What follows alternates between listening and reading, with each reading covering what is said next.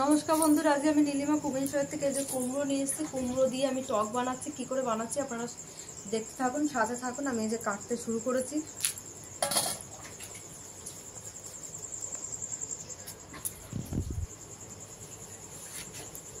এইভাবে কেটে নিচ্ছি, লম্বা লম্বা করে সরু করে কাটবো।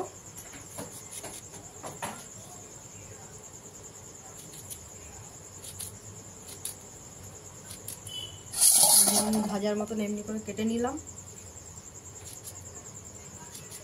তারপরে আমি কিভাবে বানাচ্ছি আপনারা দেখতে থাকুন, সাথে থাকুন। দেখতে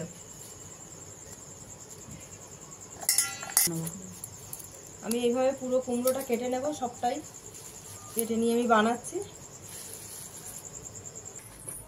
বন্ধুরা, আমি বসিয়ে দিয়েছি কড়াই, দিয়ে দিচ্ছি পরিমাণ মতো তেল। তেলটা গরম হোক, গরম হলে আমি ফোড়ন দেব শুকনো লঙ্কা আর সর্ষে। শুকনো লঙ্কা দিয়ে দিয়েছি, এবার সর্ষেটা দিয়ে দিলাম তেলের মধ্যে।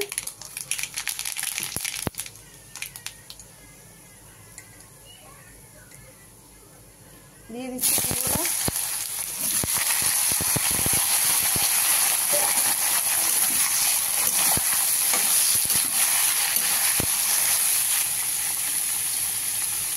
দিয়ে দিচ্ছি পরিমাণ মতো নুনটা।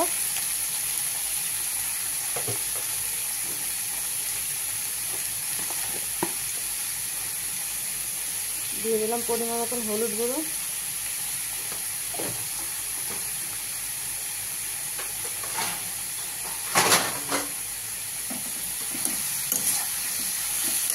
এবার আমি নেড়ে চেড়ে দিয়ে দেবো ঢাকা।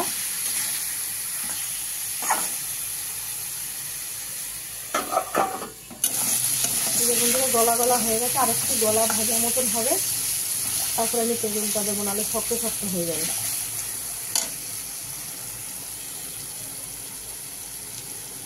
এই যে আমি তেঁতুল গুলে রেখেছি, এই যে দিয়ে দিচ্ছি টক।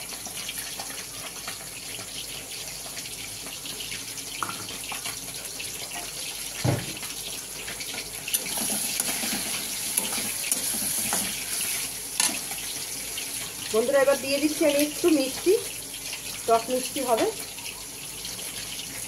আর কুমড়ো তো আমরা সবসময় সব রকমের রান্না করে খাই, টকটা তো করে খাওয়া হয় না, তাই এটা আমরা খাই, আমাদের খুব ভালো লাগে। আপনারা করে খেতে পারেন, দেখুন এটা খুব সুন্দর হয় খেতে। তাই আজকে এই টকটা বানাচ্ছি, আপনারা দেখুন, আপনাদের ভালো লাগলে আপনারাও বানিয়ে খাবেন। খুব টেস্টি হয় এটা। কুমড়ো তো সবসময় চচ্চড়ি, তরকারি,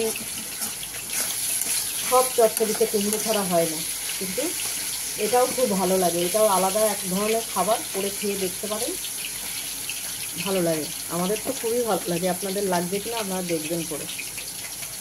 বন্ধুরা, লাল লাল করে ভাজা হয়ে গেছে, এবার আমি বন্ধ করে দিচ্ছি কুমড়োর টক। গ্যাস বন্ধ করে দিলাম।